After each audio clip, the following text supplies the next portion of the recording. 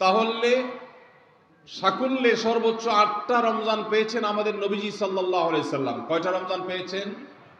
8টা।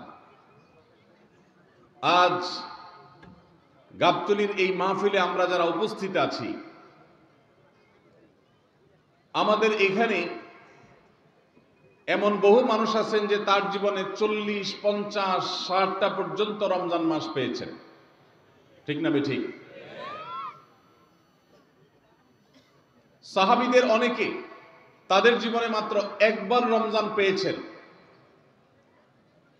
হয়তো ইসলাম গ্রহণ করেছেন রমজানের আগে, রমজান মাসটা পেয়েছেন, এরপরে হয় মৃত্যু হয়ে গেছে, আর না হয় জিহাদের ময়দানে শহীদ হয়ে গেছেন।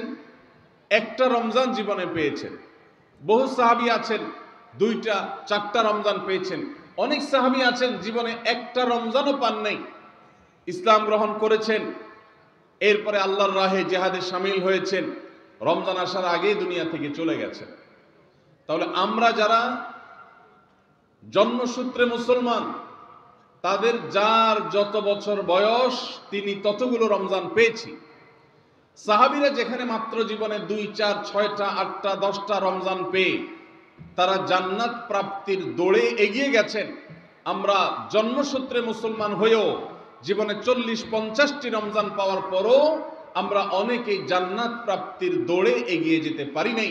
এর চেয়ে বড় দুর্ভাগ্যের বিষয় আর কিছু হতে পারে না।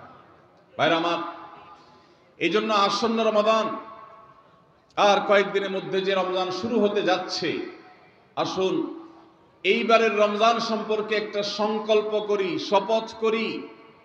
এই রমজান জীবনের অন্য 10টি রমজানের মতো কাটাবো না। এই রমজানকে আমি ব্যতিক্রম, সম্পূর্ণ ভিন্নতর, সম্পূর্ণ আমল এবং ইবাদত এবং তাকওয়া চর্চার মধ্য দিয়ে আল্লাহর মাগফিরাত, নাজাত নিজের করে নেওয়ার মধ্য দিয়ে আমার এই রমজানকে আমি সার্থক করার চেষ্টা করব ইনশাআল্লাহ। ভাইরা আমার, রমজানের আমল ইবাদত কিভাবে করব, কোনটা করব কোনটা করব না, এ সম্পর্কে যথেষ্ট ধোঁয়াশা আমাদের মধ্যে আছে। আমাদের এই দেশে মুসলমানদের কাছে রমজান মাস মানে 4টি কাজ। রমজান মাস মানে কয়টা কাজ? 4টা কাজ।